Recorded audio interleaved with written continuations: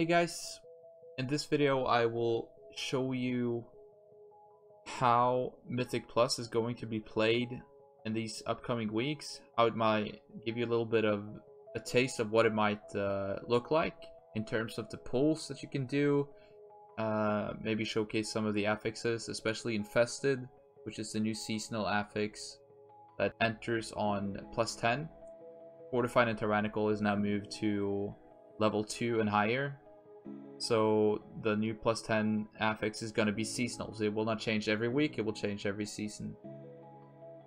If you do not know what these affixes do, I would suggest that you read up on it. This is not going to be a formal guide. It's going to be more of just a walkthrough. Talk a little bit about the pulls that we do, why we do certain things here and there, a little bit about pathing, and so on. As you can see, straight off the bat, we pop Bloodlust and nuke everything down. This is not a particularly hard pack to do, the previous one with the Templar, but it is good to just go into a big pull with Lust and nuke everything down. And it gives the healer a little bit of leeway since we are playing on a bursting key. The affixes on this key is Bursting, Quaking, Fortified, and Infested. So it's a quite healing heavy Mythic Plus week that this footage is taken from. The second pull that we do in the dungeon is coming down the stairs on the right hand side. This is a very good pull to do. You can pull 4 of the attendants and all the blobs together. You can do this on almost any affix. They do not bolster each other. The neutral mobs do not bolster the attendants. And the attendants don't have any particularly hard casts to deal with. Just keep them CC'd, keep them interrupted, and kill them kind of slowly. After these are dead, we are going to do a gateway skip through the waterfall that I showed in my previous video about gateway skips. It's a fairly common thing to do, especially with warlocks, and I think you're gonna see a lot of creative ways to skip trash. When you get down here, you do not there's a patrolling Templar that you do not want to pull with this trash. So either you CC him in the stairs, you can see me telling everybody to wait here and stay. You CC him on the stairs, or you wait for him to path away so he does not give a 75% damage reduction aura to everyone. Especially the Spiritualist can be a bit annoying to deal with if you have to focus something else.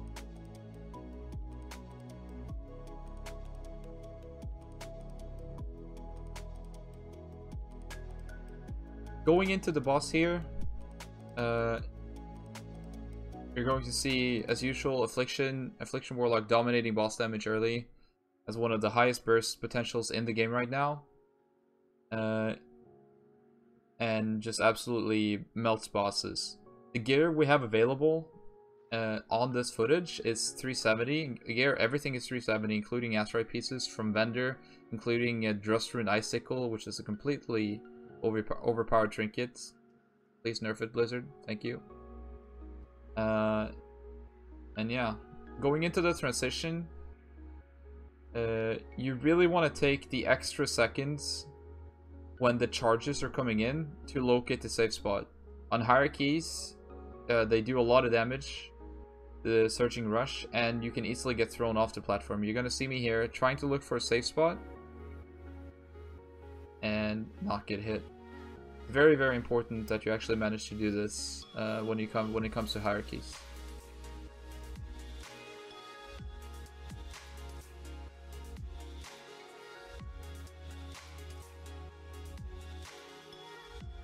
Going into the final percentage of the boss here, nothing really big happening. You just finish off the boss. It's basically a free kill if you reach this point. The hard part is the transition about this fight with the 3 ads. And then we're going to go into Windspeaker Hydus, which is usually infested on +10 and over. And it's surrounded by a bunch of neutral mobs. These neutral mobs you do not want to pull with the boss if it's bolstering. If it's bolstering, you want to pull the small ones away and kill them outside of bolstering range. But it's not bolstering on this week, so we just end up cleaving them all down next to the infested mob. This is only really doable when you have non-elite mobs and not really non-elite mobs next to infested. You cannot really nuke everything down if it's elite mobs with everything. The next pull here is going to be a bloodlusted big pull. We know from having checked on method dungeon tools that there is no infested in this pull. So we group everything up outside of the hallway because it's really hard to dodge inside of the hallway, and we're gonna nuke everything down here. This is like a big kiting pull that is, as if you can group everything up, it's not very hard to execute. It's very similar to the Halls of Valor pulls that you were doing with the elite mobs. As soon as you get everything grouped and the tank gets a bit of aggro and runs away, the pull should be fairly safe, assuming that no one over aggroes or you die to random AoE casts. We do pop Bloodlust on this, not sure if it was needed, but it does secure the pull pretty safely. When you do these kinds of pulls, you want to make sure that you do not extend bursting, if it's bursting like it is on this key, by too much, so you give the healer some breathing room. Coming up next there, it's exactly the same as the previous mini-boss. It's Runecarver Scorn. He has a bunch of non-infested mobs around him, but it doesn't really matter. They will die from passive cleave, and all you have to make sure on this mini-boss is to stand inside the protective rune that he spawns and make sure that he is standing outside of it. The reason for this is that the Carve Flesh that he's casting right now is hitting extremely high, especially in hierarchies. On Mythic 0 that you have been running now for a couple of weeks, it didn't really hit particularly hard. You could out-heal it in most cases.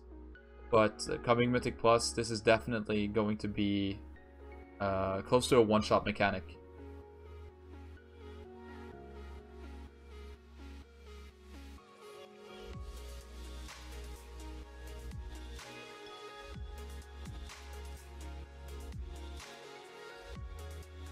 Coming up next here is the elemental mini-boss that's standing on the bridge. It has a lot of HP, it does a lot of damage, but you can luckily line of sight the AoE that he does. You want to make sure that you don't put unnecessary stress on the healer. If you're about to die, you go behind the wall instead of greeting and doing damage. You should never ever expect your healer to heal you here. You should always be happy that he or she does.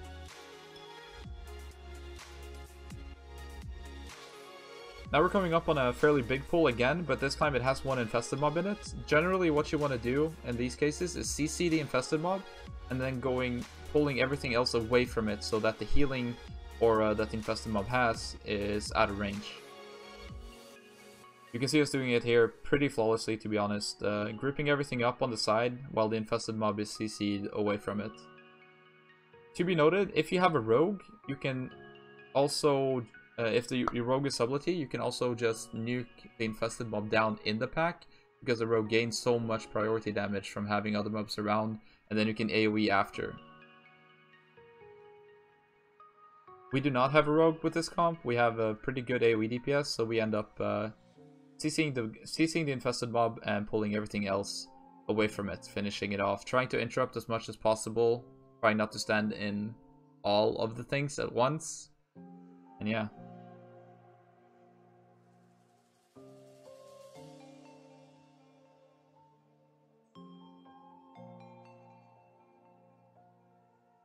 Coming up on this boss, there are a couple of things that are really important. The first that you could kind of not care about, that's going to be really important in Mythic Plus, is the interrupt rotation on Gale Caller Fae. If you do not hit this interrupt rotation correctly, you will wipe. It does a lot of damage, especially on hierarchies, and you will need 2 melee and 2 range, or 3 melee, aka 2 15 and 2 24-second interrupts, or 3 15-second interrupts to deal with it. The other thing that it does is remove your dots with the runes, so you want to make sure to move them away from... Move Galecaller Fae and Brother Ironhall away from the reinforcement rune when he spawns it. He always spawns it on top of Galecaller, so you always know where it's going to spawn almost exactly. This next mob here is probably the most dangerous one in the whole instance. Again, it's about the interrupts. Keep it interrupted, be vocal, and you will be completely fine. It's all about the interrupts on the boss and these two upcoming trash mobs. There is one more ritualist after this. It's infested, and but you can treat it like you treated the mini bosses. Just nuke the infested one with the non-elites around. These two enforcers right here are actually very deceiving. They hit extremely hard on the tank, and you want to make sure that you don't go in completely naked. As a tank healer team, you really want to make sure that you have something available for this, just to not get clapped in the face, to put it frankly. After these two are dead, you're going to walk into a room here on the left hand side with one infested mob. You don't really care too much about this. Obviously, if you're doing keys below 10, none of the infested things I'm saying is gonna apply. But the most important thing about this pack is to kill all the tentacles that spawn. They do a lot of damage, and they don't do a lot of damage on their own, but there are a lot of them, so it quickly adds up, and it can put a healer off balance, for sure. We have tried pulling the enforcers from outside into this room, and it works, but it is a bit sketchy. Right here on the bridge is some of the most difficult trash that you will encounter in this dungeon. We choose to not deal with it because it's really hard. It's just, you don't want to deal with this trash if you can avoid it. Rogue Shroud is also a really good alternative if you have a rogue, but I would strongly advise using Invis Potion here. Coming up on another tentacle pull, it's the same as the one inside the other room. You want to make sure that you use CCs, use stuns, silences, whatever you have to interrupt the casts. On hierarchies, if you do not do this, you will die. You can see me dropping fairly low, even though most of them were dead. Going into this boss, I really just want to highlight some of the things that I'm doing wrong right here. Just so you can avoid doing the same mistakes yourself as an Affliction Warlock. I go into the fight on very low shards, which is a mistake. I pull the boss on 1 shard, so I have to delay my whole opener. In addition to that, I delay my 100 stack Drain Life stack, which I'm playing with Inevitable Demise. And when I end up using it, as you will see in a little bit, I will have to cancel the cast midway, losing me a lot of damage. So this is actually just going to be a showcase of how not to play this fight. You're going to see me here pressing Drain Life, and then I have to cancel it straight away.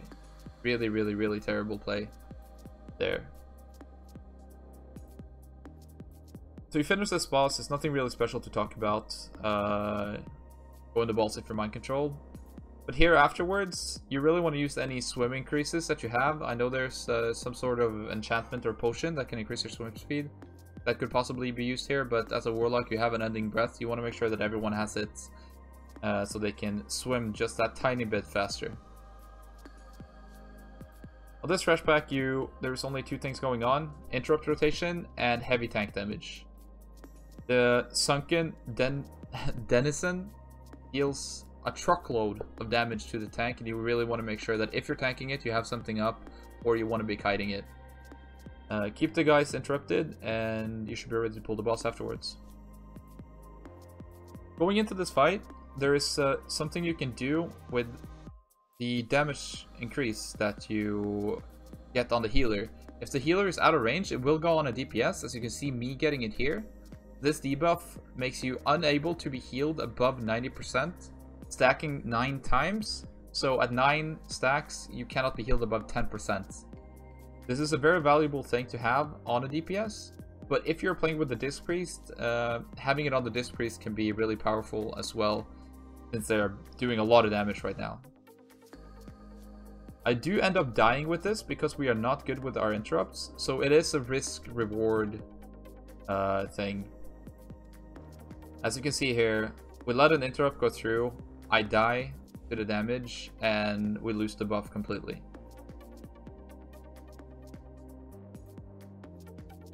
As you exit this phase, you can actually wait with interrupting it if you want to wait for some cooldowns to come back up, because the boss is actually not doing anything right now, but it does have an absorb shield.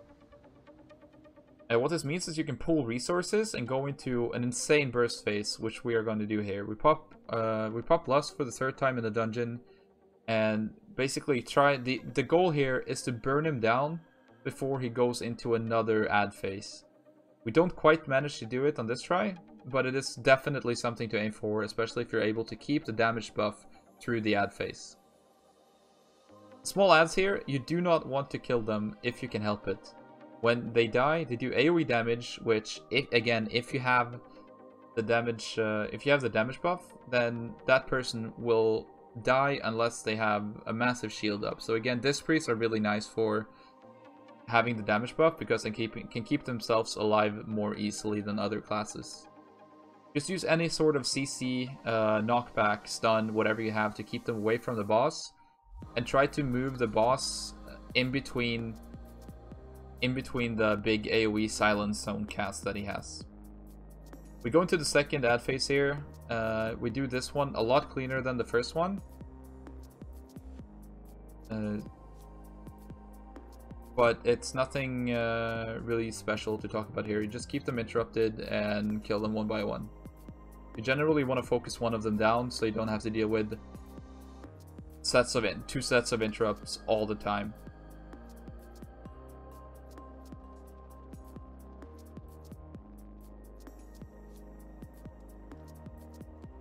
Finishing up this last ad, and we're back to the boss. We know that the boss is gonna die here, so we don't really bother with the whole resource pooling thing.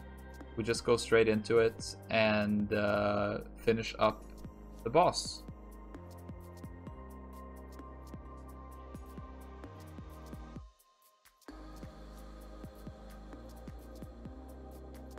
Afterwards, we finish up the last of the trash. You can choose to do this before or after. Nothing really much to these eels. They do hit the tank a bit, but fairly easy. And there we go. That's a Shrine plus 11 done in time on beta. This is probably going to be really hard for most people to do during the first week especially. But I hope this gave you some insight into how dungeons are played with Infested and on hierarchies. If you have anything you would like to add, or if you want to see more of these videos, let me know. If there's anything that you want me to change, just let me know in the comments below. And until next time, guys.